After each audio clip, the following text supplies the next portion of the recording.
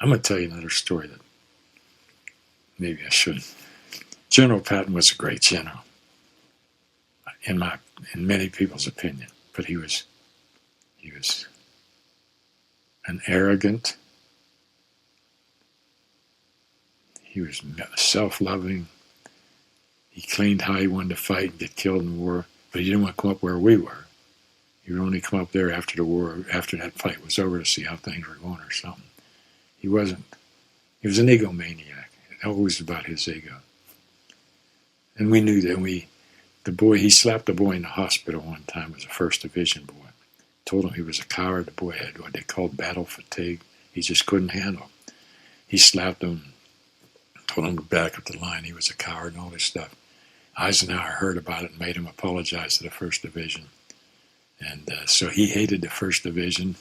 And needless to say, another thing, he made a statement in one of his speeches that he would rather lose a company of infantry, that's 145 men, than one tank.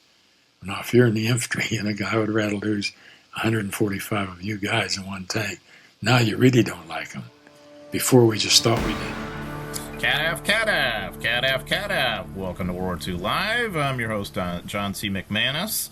That was, of course, a little bit of an interesting first-hand account from a guy named Sergeant Arthur Staymates, who was in B Company 26th Infantry Regiment, 1st Division, the Big Red One, and giving his impressions of of Patton, General George Patton. And, of course, that's one of the things we're going to cover tonight, is just the kind of differing impressions of this incredibly famous general. Whether you were in infantry, whether you were armor, really did matter in that regard. And, of course, alongside to chew that over, my good buddy Kevin Hemel. How you doing, my friend? I'm doing great, John. John, tonight I am the 4 monkeys to your goat in Missouri. So that's great. So the background of that is that we had a little monkey and goat escape from someone's personal zoo, and they've been sort of getting a tour of St. Louis. So you'll see these little memes out there where they're like, they're under the arch, or they're at a St. Louis Blues game or a Cardinals game or something like that. Or having a smoke. Yeah, there's the darker side to it as well, but all of the above. So that's that's where that comes from. Clever, my friend. I was hoping you'd get that. I'm very relieved. Yeah, so of course alongside too we have, of course, our incredibly sagacious producer, Mark Mestoso. How are you, my friend? I'm doing good. In the past couple episodes, you referred to me as a sniper, waiting with questions to get you. So tonight I am ready. And we got some good questions. We're going to start off with a Patton question, keeping with the theme of the show. Woohoo! And we got some other really great ones. And I want to say, if you're a viewer and you love asking questions of historians, specifically the Stump the Chumps, I would suggest going to Symposium, right? Because if you're watching on YouTube, and behind me, see this poster, and that is from a symposium I went to in Pearl Harbor for the 65th anniversary, and it was absolutely mind-blowing. Like, I met John Parshall there, I got to ask him questions, I met veterans at the time. It was a once-in-a-lifetime thing. So if you want to really talk to historians, Symposium's a great place to do it. And Kevin, I hear you are going to be at a symposium. I am. I'm really excited about it. In fact, we're dedicating this episode to it. It's going to be at the National World War II Museum in New Orleans. And, I was talking to Danielle Trapp, John? It's right? Danielle Trapp, yeah. Sure. And, when we were talking about it, we were just saying how, more than 80 years after his death, Patton still looms large in the memory of World War II, and with good reason. So I want people to join me and other great historians, and John, we're going to mention a few of them, on March 13th and 14th at the National World War II Museum in New Orleans. The symposium is called Patton, Man of War. It's a new symposium exploring the life, service, and legacy of one of America's most famous commanders. So if you want to find out more, and I highly encourage it, go to National WW2, as we always promote at our website. So National WW2 Museum.org to learn more. You can see the actual itinerary of the symposium. You can get tickets. It'll set you up. I am excited for anybody and everybody who's coming. For as much as I who's like to coming? brag and boast of my patent knowledge, John, there's going to be Mr. Sarantakis is going to be there. They're going to be talking about the movie patent. Our good friend Roland Gall from Luxembourg, who created the first World War II museum in Diekirch, which is one of the most amazing World War II museums you've ever seen. Don Fox, expert on 4th Armored. Greg Fontenot talking about 1st Infantry. John, I could go on and on. It's an impressive list. Yeah, and the other thing too, anything the World War II Museum does, it's going to be right. Just done the right way. Their symposiums are incredible. You're going to find that you're going to be with your people there, and what I mean by that, people who are really into the topic, and it's one of the things I love, about being part of these symposiums and the international conference that they have every year, and of course all the tours we give, is that the questions people ask are just so intelligent, and it's just fun to talk it over. So the opportunity to sit down with you and the other world leading experts about patent is just priceless. And like Mark said, it could be a kind of a life changer too, in a way, because it's just a once in a lifetime thing when you can get with these folks and really talk it over. Yeah, and when I was young, I was always intimidated about approaching historians. I was in awe of a lot of them. I had read their books and stuff like that. And I found they were so natural and so happy to be talking to people about their books. And that's how I feel. I'm excited about anybody that gets my books, anybody who shares my interest. And, I'm just honored to be asked to do this. And, March in New Orleans, the weather is pleasant. There's so much to do and see in New Orleans. It's a city of music and food. So please come register. We'd love to see you there. And that's why we're talking about patent right now, because I know I'm excited about the symposium. You should be.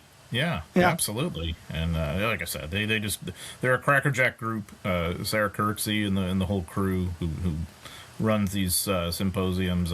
Jeremy Collins, our other friend. I mean, they just know what they're doing, and so that just takes the heat out of it from an attendance standpoint. It's fun. So yeah. So we thought John, we'd go ahead. Real quick, because I know you did this, and I'm going to be doing it. Like the night before, they're having a sort of a wine and chat event, and you spoke at it. It was like just a 15, 20-minute talk. What was that like? Because I got to be doing So much fun, Kevin. So I did that in November, this past November, at the International Conference on World War II that the museum hosts every year. And so I gave about a 20-minute talk about General Eichelberger, Robert Eichelberger, and it's really fun because it's an intimate setting. You have a super nice dinner, almost like gourmet level dinner that you have right there on site at the Higgins Hotel where you stay for the symposium. And so after dinner, then I just stood up and talked about Eichelberger, and just a very intimate setting. And then of course, like always happens, Kevin. People ask questions later. It's a conversation starter. I think you're really going to enjoy that. It's a good idea that they've come up with recently in recent symposiums and conferences. Makes it even more fun.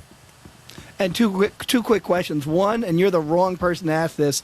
Do I have to wear a tie? I would say no. That the answer to that is pretty much always no. At the tuxedo dinner, John, should I wear a tie? No.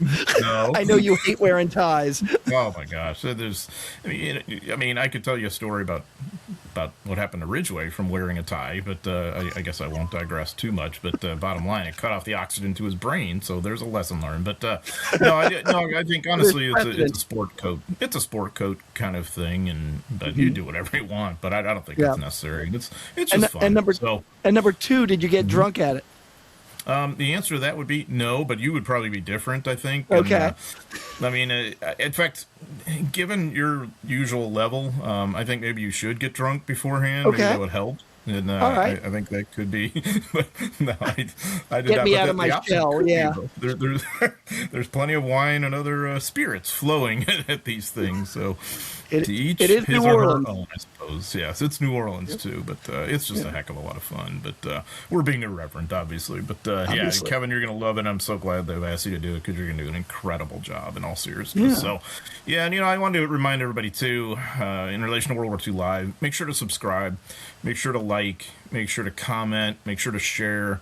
All that keeps us here entertaining you for whatever that will be worth to you. So it's a heck of a lot of fun for us. We hope to continue and grow this thing. So that's a reminder there. And of course, sign up for the Patton Man of War Symposium that's taking place at the museum in March. So let's dive into our buddy George Patton, as we've talked about through many different lenses. But the one tonight that I thought would be interesting to explore is that we thought we'd look in his relations with certain divisions, one being armor and one infantry. And, I can certainly speak to what the 1st Infantry Division felt about him, which was certainly not a high opinion. So you heard, of course, from Mr. Staymates, and I think it's very interesting that rumor, that supposed fact that he mentioned was even out there, that he said somehow that he'd rather sacrifice a company of infantry rather than a tank. I highly doubt he ever really said that, but the fact that they believe that, or that went out there, is illuminating, isn't it? And it's that particular division where he's unpopular and has been since North Africa. Did I ever tell you the story about what happens in Sicily when the division's leaving and he is saying goodbye to them? I think we have, but let's rehash because that's a wonderful story. Yeah, so there had already been a lot of tension, of course, in North Africa and Sicily between the division and Patton, in part because of he had a bit of a stormy relationship with Terry Allen, who had been the division commander. Terry Allen had been relieved and sent home, and you've explored that many times, as to the reason for that. But the soldiers, as of the end of the Battle of Sicily, felt that Patton was one of the people responsible for canning Terry Allen, really quite unfairly. That's what they believed, and they were very angry about that. They were angry about the idea, supposedly, that Patton didn't like and didn't care about infantry and, our blood, his guts, that whole kind of thing. So he just was not popular. And the division was loading aboard ships to go leave the Mediterranean and go to England to train for the Normandy invasion.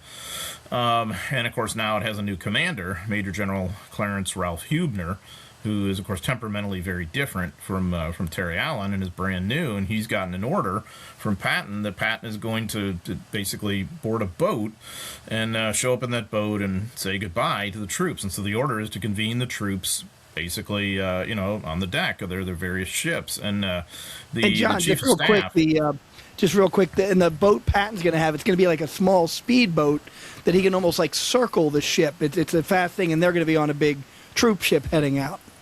Yeah, several troop ships because it's the whole division. Mm-hmm. And so Stanhope Mason, he's the chief of staff for the division. So obviously a very close aide to Hubner. He knows about the division. Mason knows about the division's view of Patton, and he says to the new commander, "Sir, this is not a good idea. I don't think you should convene the guys on the deck. Shouldn't do that." And Hubner is like, thanks, appreciate the input, but have them out there. So he's going to follow orders. So here come the guys up onto their deck, the decks of their various ships, and then here comes their popular buddy George Patton, tooling around in the speedboat, doing what he does, waving and whatnot. And of course, certainly, let me say what you think about this, Kevin, but certainly expecting them to be, soldiers cheering and, a great glorious moment for Patton as he would love, a dramatic thing. Yep. And what do? They just stared at him. They didn't boo him. They didn't hiss, nothing like that, because they knew, obviously that wouldn't be looked upon nicely. But it was like, we're complying with your order. And that's it. You're not getting anything else from us because we don't like you. And all they did was just stand there and stare at him. And by the testimony of the soldiers, it was incredibly awkward. Just such an awkward several moments. But the soldiers had basically spoken their piece. And later, Hubner, to his credit, came to Mason and he's like, you were right. I should have listened to you. It's hard to believe that story is true because Patton didn't write about it in his diaries or letters, John. I'm surprised that Beatrice didn't write about it, invent it, and say that they did cheer, right? God. Very contentious with 1st Infantry and at times 3rd Infantry too. He prevents the 3rd Infantry that fought the whole way up the spine of Sicily from going into Palermo for the booze and the women that they've earned. Draws a blue line and says, no, 2nd Armored. And so that sort of dovetails into what, Patton thought of the armor. So he was so invested in armor warfare. This is something, he was leading the attacks in World War I, developed tank doctrine up to 1920, I guess, when they disbanded the Tank Corps. Commanded 2nd Armored Division in the United States as they were testing out all these theories and going through the Louisiana maneuvers. And when 2nd Armored's packing up to head to North Africa, he tries to give a talk to him, and he breaks down crying. He's so emotional. Now, I don't know if you could apply that to tank warfare, but I think it's because he commanded that unit. But in every theater of war, I think he had high expectations for his armor and expected the infantry to do their job. I could not list to you all the confrontations he had with soldiers on the battlefield, criticizing, ridiculing, humiliating. Don't see that with the armor forces. Maybe that's because they knew him a little bit better. I don't know. There was an incident in Sicily where he comes rolling up. There were some 2nd Armored troops and some Army Rangers, and the Army Rangers and the armored guys are giving some food to some children. And when they see Patton rolling up, the tankers jump into their tanks and close the hatches. And the Rangers are like, what's wrong with you guys, you bunch of babies? And Patton reprimands the Rangers for aiding and abetting the enemy and takes down all their names and fines them $10 each. And when he rolls away, the guys in the tanks pop out and they're like, hey, dummies, we knew what to expect. So, lauding the armor and either neutral or criticizing the infantry, and it's a shame because he makes some great calls. He tells Eisenhower going into Sicily, I need 1st Infantry Division to get on those beaches. He puts Lucian Truscott in command of 3rd Infantry, one of his single most important decisions, and maybe one of the most important decisions of the war in Europe. Oh, yeah. Well, and speaking of ties, didn't he have an army-wide rule that you were supposed to be wearing a tie, and otherwise you'd be fined $40 or $50, something like that? Yep. And they didn't like that in the infantry. I can guarantee you that. August 1st, 1944, when he takes command of 3rd Army on the continent, he sends out the order for ties and shaving and comportment. And Albin Erzik, a buddy of mine in the 4th Armored, said that they'd been fighting under 1st Army up to this point, and they all had to go dig out ties from their backpacks and their rucksacks and put them on. Just a total different atmosphere. And I understand his need and desire for discipline, but as for a tie, that's just a little extreme. It's ridiculous. But so from my perspective, there's 2 levels to this antipathy for Patton, and then I want to turn it back to you and see what you think about this idea. But also, I'm curious to hear what you think about his relations with the 4th Armored Division in particular, one of the key units, of course. The first level, I think, is a sense, of course, among infantrymen that they're doing most of the fighting and the dying, and that's the nature, of course, of the job. And Patton comes across to them not as a chateau general, but as a bloodthirsty general, and that to them is unforgivable. And I don't think he is, but I think that's how they view him. The other thing, and this is a little harder to wrap our minds around now, 80 years on, but remember, armor was a pretty new branch at that point in time. They were kind of like the aviation people in the Navy in terms of like, we're the new guys, we got a completely different culture here, and we're the new way of warfare, and you guys from the past are stodgy old, crusty yesteryear story kind of thing. That was the aviation view, certainly, of battleships and surface. And I do think in the Army, there was that sense among many armor folks that we're the new guys in warfare, and the infantry are these sort of small-minded little yesteryear relics. And there's a lot of resentment, especially among professional infantrymen, of that point of view. So what do you think about that as a yeah, kind well, of interpretation? I would say, On the logical side, or just the facts, most of Patton's attacks that he would lead, he would put infantry out front, usually 2 infantry divisions. They were to make the breakthrough, and once they made a breakthrough, then they'd send the armor through to exploit. So you can see, if you're an infantryman, going, hey, why am I in front of all these tanks attacking the enemy? They should be up here with us. So you can see where his very successful tactic would cause that resentment on the infantry side. And second, the tanks are the wave of the future. They're the mechanized world. We're not using horses anymore. We're not using Springfield single shots. We got machine guns and cannons. Infantry is so passé, which some military thinkers were thinking going into World War II. I mean, George Marshall even said, we're going to be so mechanized, we can use 30 and 40-year-olds in the front lines. He was proven incredibly wrong, and we could also include that in the airborne mentality, like, oh boy, easy company, they go in and win the day, and then they go back to England while the infantry is stuck in those hedgerows and not getting any sleep, burning themselves out.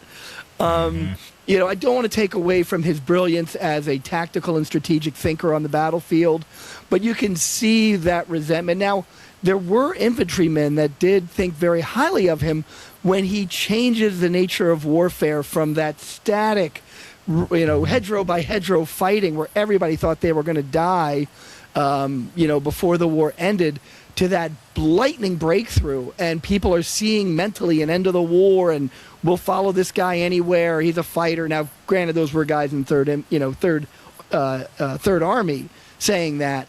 But both those points are valid, that, the infantry felt put upon and the armor guys were the glory boys. And, Patton got into this, he didn't give a different speech for every unit. It was often the same repeated speech.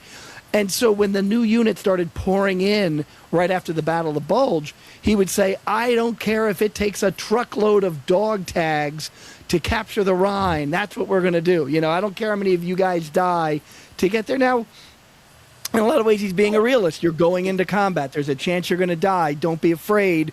We're going to get this objective no matter what it takes. So it definitely steals some spines, but it's definitely not the warm and fuzzies. No. So one of the units that he deals with a lot, of course, is 4th Armored Division. Amazing unit. And he fires their division commander, too. So what are his relations like in general with that division? Yeah, it's not comparable to the 1st Infantry because, again, he sacks a very popular commander. And his replacement is just as competent and creative. In the big red one you're talking about. So General Wood, P. Wood, Jack Wood, is the commander. He's not responsible for the breakout, but the breakthrough once they're through the lines. I mean, he is racing down the Cotentin Peninsula. He enables, but by his fast action, to break through to the Brittany Peninsula. Eventually, when he starts turning east, he's going to be flying across France.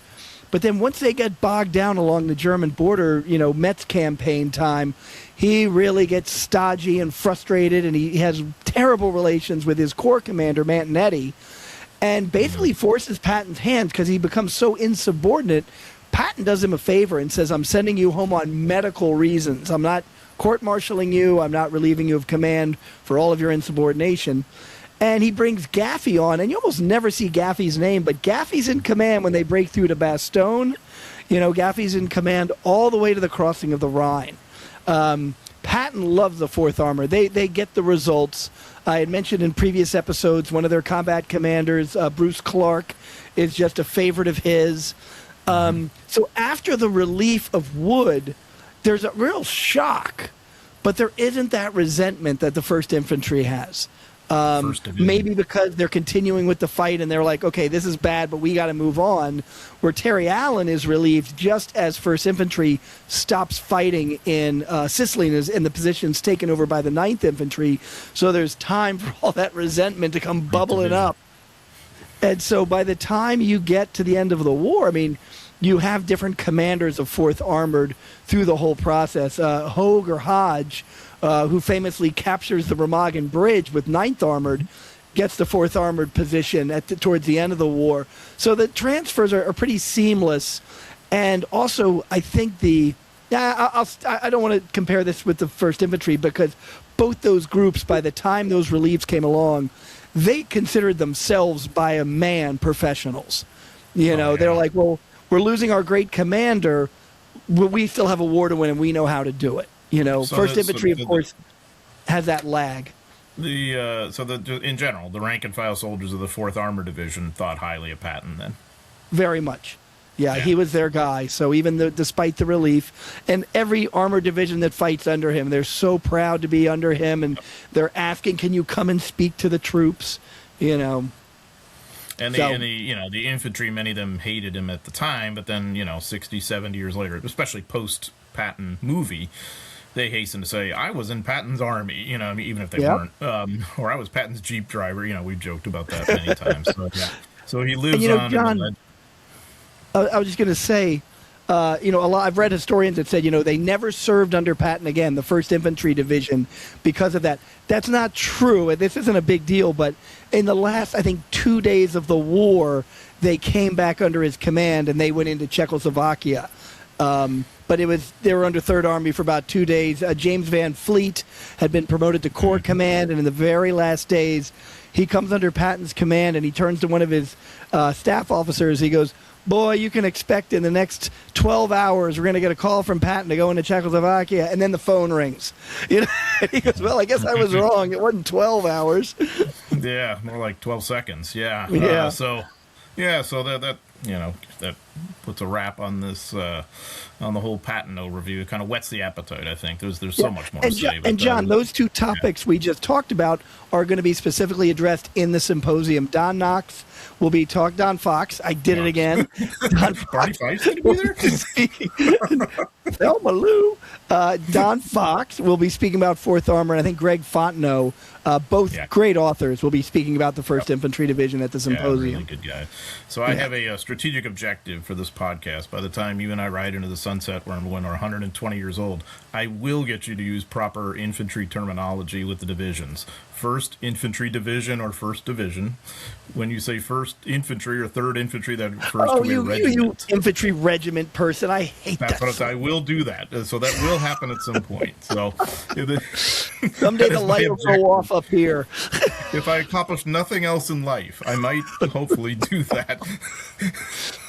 Okay, if I do that, I'm going to start just calling you John. Well, yeah, you can call me anything you want to, but I will replace Division with McManus. I'll make that switch. Yes, that'll work much better.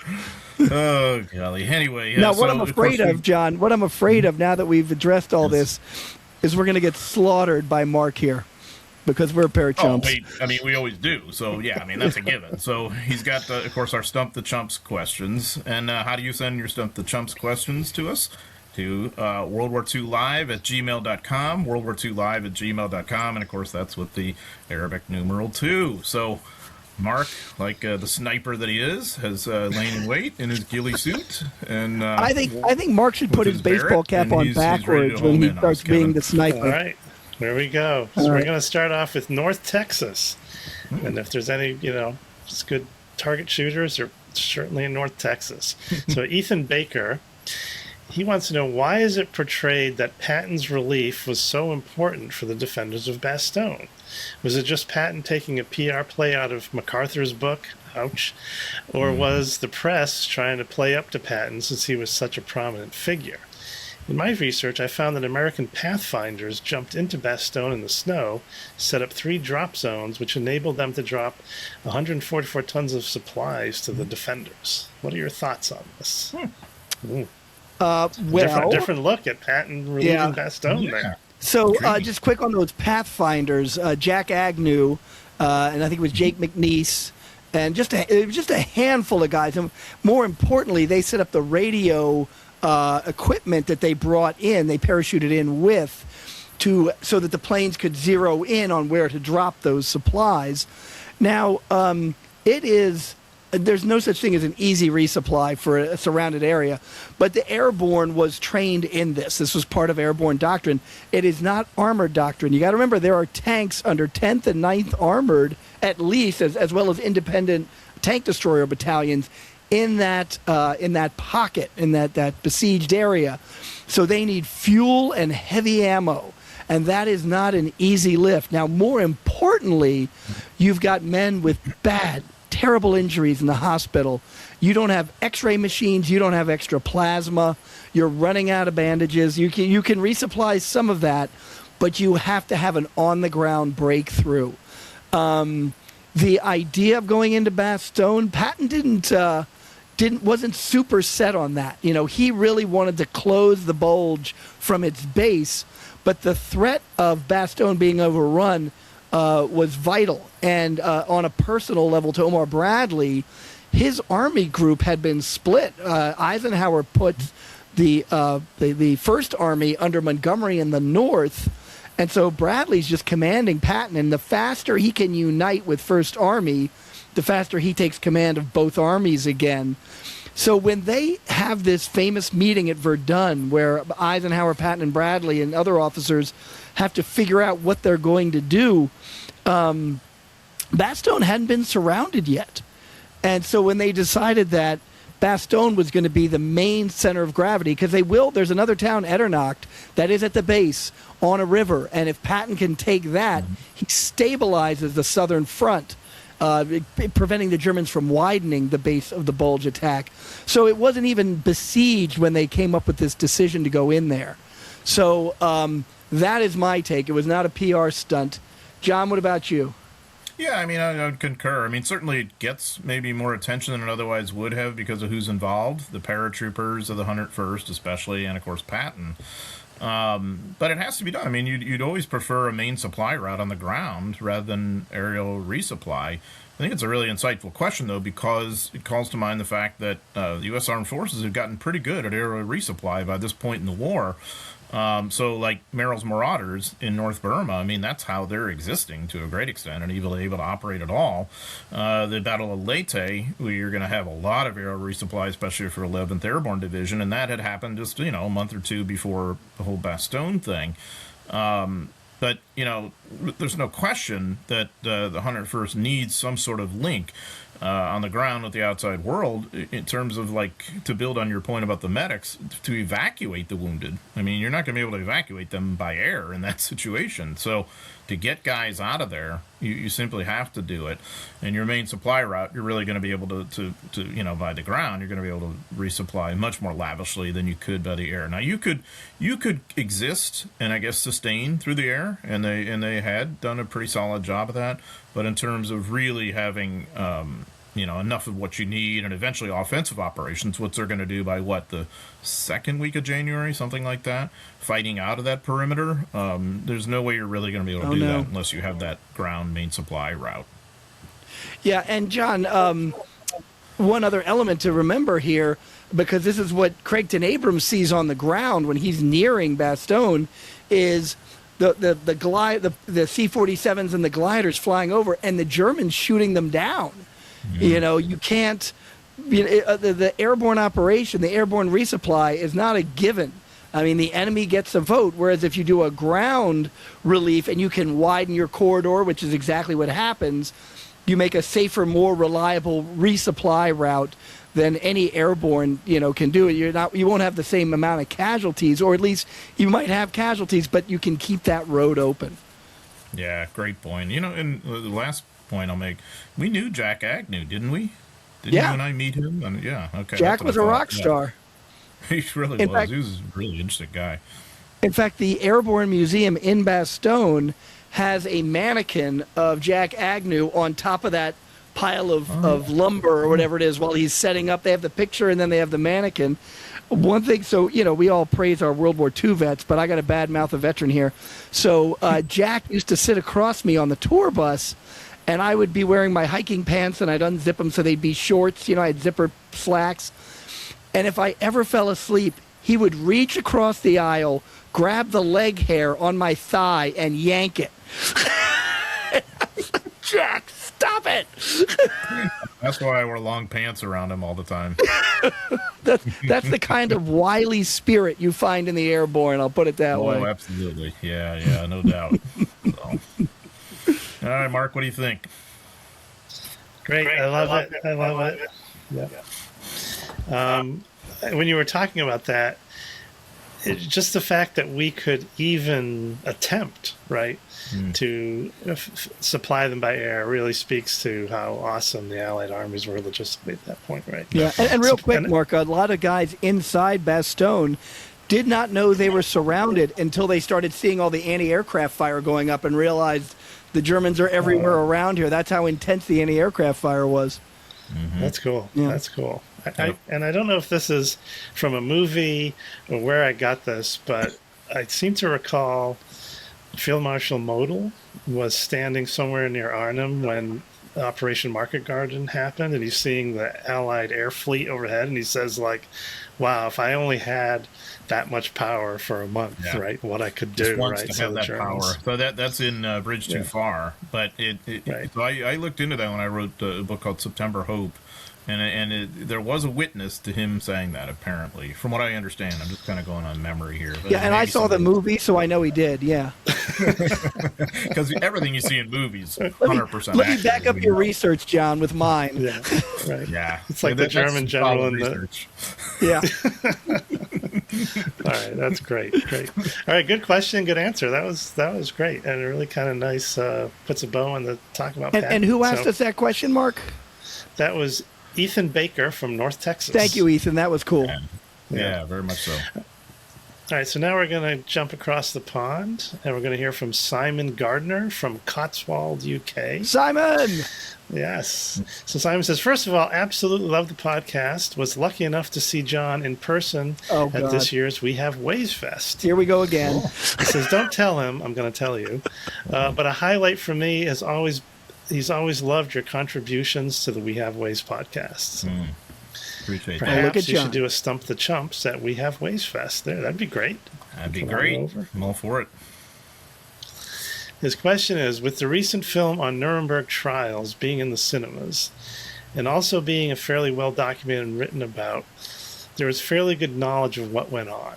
However, what may not be so well known on your side of the pond is where, how, and what happened at the war crimes trials for the Japanese after the Pacific War was over.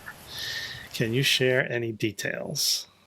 Yeah, so what happens is that similar to the European theater, in Asia Pacific, the Allies had basically outlined that they were going to bring war criminals to justice, and that there were going to be war crimes trials. The problem, of course, is it's a little bit more complex to enforce that in the aftermath of World War II in Asia and the Pacific, because you did not necessarily conquer all of Japanese-controlled territory. You have the whole China thing where the Civil War is looming there, and that is completely its own animal. And, of course, too, that's where the worst of the Japanese crimes took place, by and large. Yes, the Japan surrenders mostly unconditionally, but in a way, the preservation of the emperor means that some war criminals are probably going to have more political cover than others, and so there are war crimes trials in Tokyo. There are criminals who are, exposed and tried and punished just like in Europe. But it's really a more flawed process. For instance, the worst perpetrators, the Unit 731. That's the outfit that was in China that did horrible, medical experiments, biological warfare, atrocities, just off the scale. A lot of these guys escaped justice, and even some who were tried, not necessarily from that unit, but from other places, who were tried and convicted and sent to prison, are going to have their sentences commuted about 7, 8, 9 years later when the occupation ends. I have personally seen, pardons and commutation documents signed by Dwight Eisenhower when he's president, because this is the price of having Japan in this anti-communist coalition against China primarily at that point in the Cold War when it's really, really tense. And and of course that happens in Germany too. We all know that, but I'm saying there's even more complexity in Asia. Yeah, John, I interviewed a veteran of the 86th Infantry Division. This is a unit that came in late to the war in Europe, like the last 2 months. Didn't really see a whole lot of fighting, and then gets sent back home, and the war ends, but they still get sent out to the Pacific and to the Philippines as an occupation force. And the gentleman I interviewed attended a number of those trials. And I want to say he was there for General Homa, who captured the Philippines and pushed MacArthur out. And a lot of accusations about the Bataan Death March. But I think the fact that, he went against MacArthur, had crosshairs on him. And I want to say the other one, tell me if I'm wrong, John, was it Yamashita or Yamashita, who pulls out of Manila, and he declares it an open city, we're just going to pull back. But there were a number, I want to say Japanese Marines, but it wasn't Marines, it was like a Japanese naval force, some sort of unique unit. There's no such thing as Japanese Marines. Yeah, it was like Special Naval Landing Forces and other naval personnel who were left behind in Manila. And but about a third of the troops there were Army, though. Right, too. but they go on a rampage of just the sick, brutal violence against the Philippine people. And at the trial, and he says, I didn't have command over that unit, but I think he was still held in contempt, or found guilty. And the gentleman I interviewed said when he walked out of one of the court cases, and he was headquarters or battalion staff. This guy I interviewed wasn't a combat guy. And he said his commander was like, had been a lawyer beforehand or something. And he says outside, he goes, boy, you know what? If we got tried for the same stuff as the Japanese, we did stuff just as bad as the Japanese did in some cases. And if it wasn't for us winning the war, we'd be in that court case. And I you sometimes hear that from third parties and stuff, but to hear it from an actual Army commander, veteran of the war in Europe, that was pretty severe. Yeah, it's, of course, that whole thing about convicting Yamashita is considered to be victor's justice, I think, in posterity. And it sets a very difficult precedent because as the commander, obviously, he did not order those atrocities, would not have wanted them to happen. But they do happen technically on his watch by people under his responsible care. And so he is held responsible, but it's also MacArthur kind of getting his evens, too. Also, his Yamashita's chief of staff is held accountable, too. Not just for that, but atrocities earlier in the war that he might have been part of, and he is executed as well. The majority, of course, of those who are convicted were not executed. And as I said, many of them did not serve their full sentences. There's a book that came out just about a year and a half ago called Judgment at Tokyo, I think, and something like that. It's all about this. It's quite an amazing volume. I haven't read it, but I've just seen the book, and I've heard tremendous things about it. So it is really a kind of a, I would say in a general sense, a sort of disillusioning side of the war. It's pretty ugly what happens with some of these war criminals who go free, who are never tried in the first place because they're connected to the emperor or whatever it be. But, it's like anything, you pay a price. Would it have been better to go full bore and, conquer Japan through an invasion and punish everybody? Maybe in that sense, yes, but you're talking about then who knows how many casualties on both sides. So it's an unsatisfying thing, I think, ethically. Yeah. But that's how it is. Yeah, the Cold War politics of it all, and we had allowed their emperor to remain on the throne in Japan as a way to keep the peace, and a lot of these trials went that way. Just a quick side note from this veteran I interviewed from the 86th Division. He made friends with an Irish-American soldier, and he said the guy always wore, like, aviator glasses. He's an infantryman, ground pounder on the staff. He said the guy was kind of lazy, only did what he had to do. And what they did is when they came back to the United States, they all went home, and then they all had to meet up in California, for training and then being shipped overseas. And so the Irish-American buddy of his shows up, and he goes, I didn't know what marijuana was till I met this guy. And so obviously imbibed in illegal narcotics back then. And he said when we shipped out to the Philippines, he didn't go with us. His name, DeLorean. He later founded a car company that made time-traveling vehicles. So I always thought that, I think it was John DeLorean was his name, and I just thought that was funny that he knew the founder of the DeLorean car company. And, of course, I mean, the flux capacitor. We all know who invented legend, that, right? Doc Brown. Yeah, exactly. Doc Brown's amazing. So I'm glad that we were able to finish that explanation on an uplifting story. And very scholarly. Thank you very too. much. Very scholarly. Yeah. That's my research, baby. Yes, it's impressive as can All right, be. It is. I think there's a lot of things to be mined in the war claims trials, right? So maybe we'll it's so interesting how the Allies go out of their way to make the most just trial in Nuremberg, with lots of evidence and eyewitness accounts and all that, and you just don't have that same thing in the Pacific. Yeah. Right. Yeah, and I was chatting with John earlier about this. There was one of the judges in the Tokyo trials was from India, and he was highly critical of the whole thing, saying, your oppressive colonial powers, what are you doing, right? So he has an interesting perspective, which is something to think about. It's totally understandable. And to go to Simon's point, right? The Nuremberg trials are just much more well known. Right. Yeah. You don't see any movies about trials. Yeah, not even bad ones. The other thing about the Nuremberg trials is that's just part of what's going on too. A lot of the other war criminals were tried at a lower level, like at Dachau and other places too. There were many more than. It's just that Nuremberg is where you have the kind of star performers for the Nazi movement. I mean, these are the prominent personalities, the Hermann Goerings of the world. There's a lot of other trials going on at the lower level too. I think it's important to remember. Star power. All right, great. That was awesome. Last question is from Jeremy Voss. I'm not sure where he's from. He is going to take a different part of the world. How saturated was Switzerland with spies during World War II? My understanding is that the Swiss were officially neutral, but largely sympathetic and supportive of the Allied effort. Did the Germans and/or their Axis pals have much of an intelligence presence in Switzerland? How much did the Axis know about what was going on in Switzerland?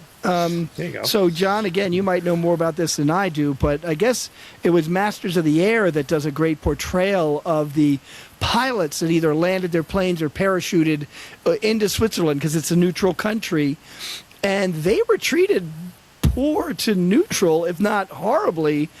Some of these men were put in prisons. They were starved.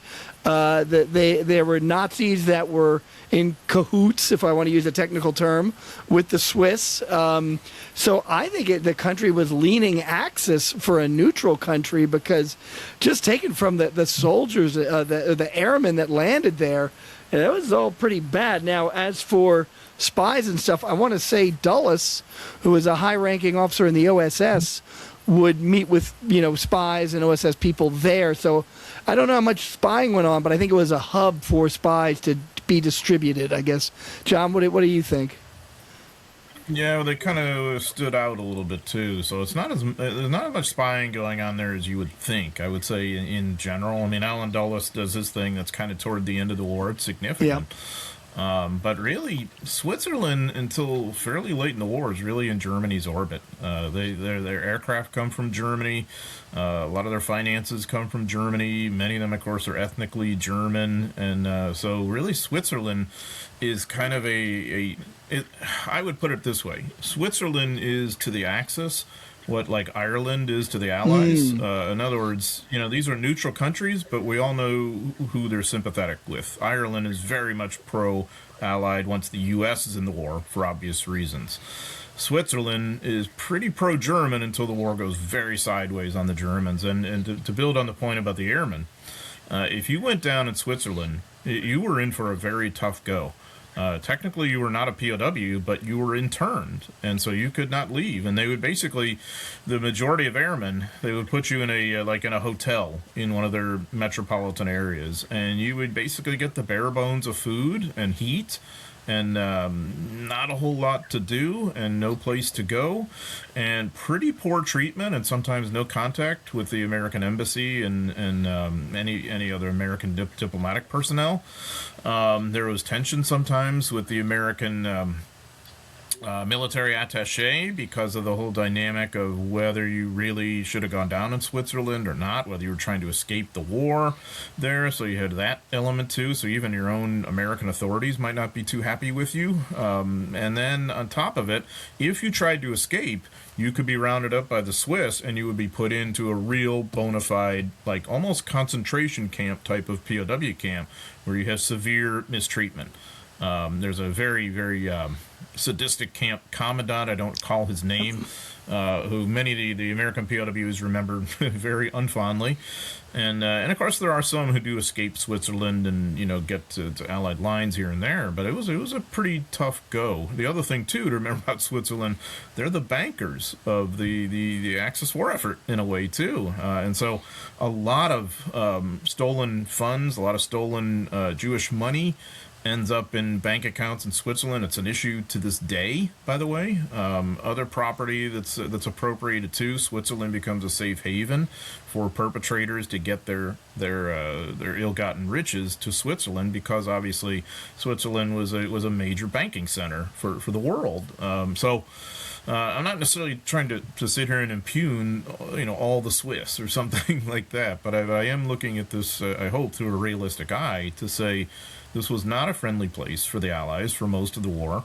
It was not a good place really to do espionage from an Allied standpoint, because you were not likely to run into a friendly population. And with the terrain and the population being what it is, your guys would kind of stand out a little bit more than you would want, I would say.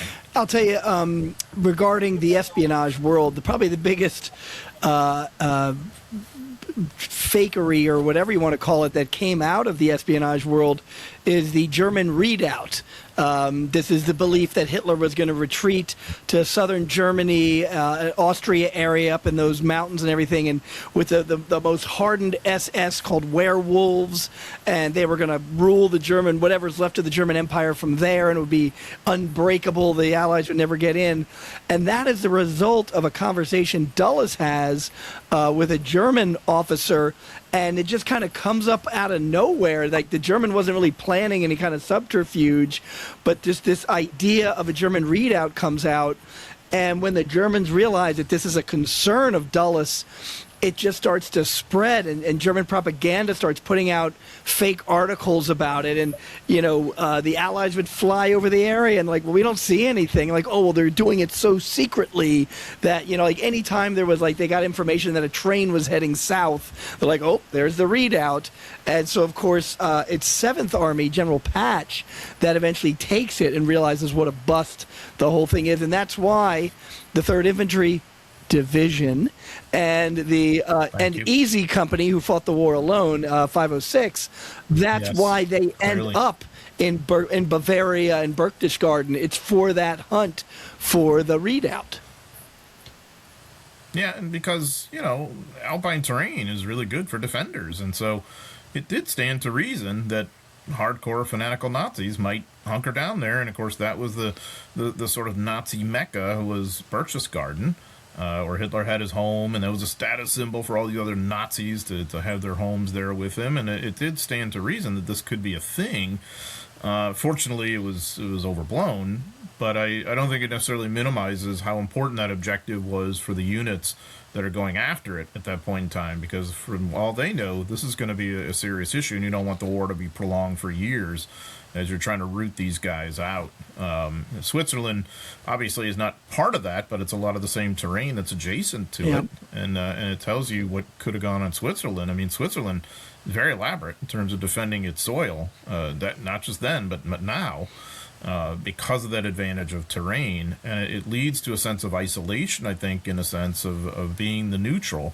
More or less to this day, I think, on some level, So it's just kind of interesting from that standpoint. John, let me throw this out at you. Tell me what you think. Do you think the idea of the redoubt? Now, the redoubt, I mean, it dates back to late March, early April. I mean, it's something in the Allies' head for a good long while. Do you think that had any influence on Eisenhower's decision not to take Berlin and to head south? I mean, it's a factor, because Eisenhower has to wonder: are we going to have a fight for this? And remember, too, we just had the Battle of Nuremberg in late April 1945. Yep. We tend to gloss over that. It was one heck of an urban fight. Yeah. That was for the 3rd Division. That was really difficult. And so how many other places are we going to end up in? Whether it's mountain towns or mountain passes, checkpoints, mountain passes, the Brenner Pass coming out of Italy. I mean, are we going to end up in some really serious, costly fights for that?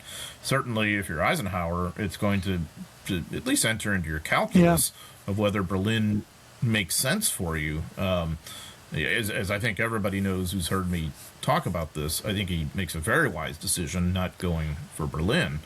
Now, you talk about ruinous to your units and casualties, urban warfare in a major metropolitan center like that, the one that had been bombed to smithereens, too, creating all sorts of ruins for the defenders. I mean, my gosh, what the Soviets encounter there, we in the West, I don't think, have any true appreciation of just how horrendous and costly that fight was. Anthony Beevor's The Fall of Berlin, I think, is a brilliant excellent book. I think the best. And yeah, so anyway, I'll leave it at that. Excellent. Yeah. All right, so what you? Well, I tell you, I was trying to think of what I've done World War II recently. I'm reading a book on Vicksburg, so that doesn't count. But, John, I actually called you about this because I was so fascinated by it, and I think we do need to do an episode on it.